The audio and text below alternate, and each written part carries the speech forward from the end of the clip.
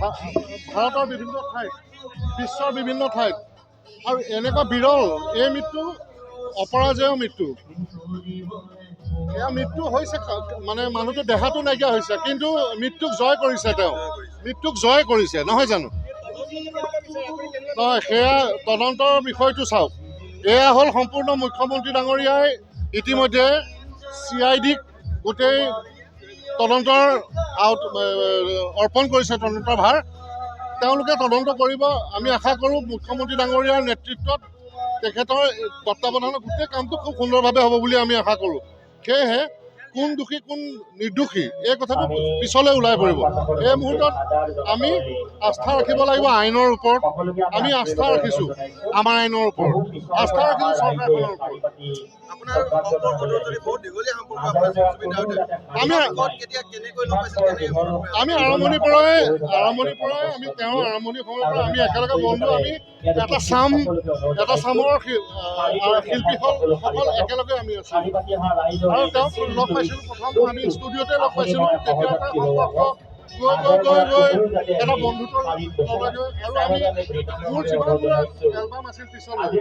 বিশেষকৈ বিহুৰ এলবামবিলাক সেই এলবামবিলাকত আমি একেলগে বহু গীত গাইছোঁ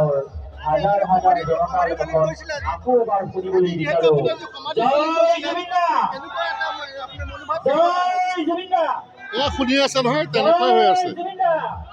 সমাধিতলীত আজিও মানুহ আছে মই গুৱাহাটীৰ পৰা আহি আছিলোঁ আহি থাকোঁতে দেখিলোঁ ঠাইখন দেখি মই ৰ'ব নোৱাৰি নামি দিলোঁ আৰু তাতো বহুত মানুহ এতিয়াও আছে সকলোৱে শ্ৰদ্ধা জনাবলৈ গৈ আছে কিছুমানে আহি নাপালে কালি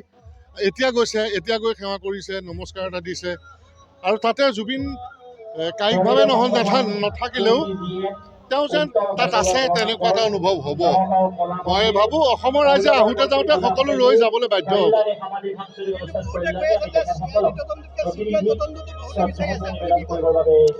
নহয় বহুতে বিচাৰিছে কিন্তু মুখ্যমন্ত্ৰী ডাঙৰীয়াই কিবা এটা চিন্তা কৰিয়ে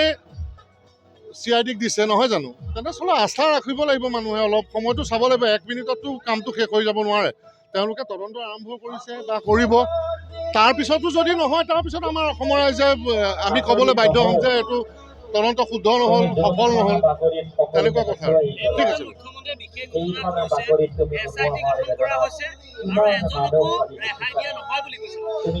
ৰেহাই দিয়া নহয় এই বস্তুটো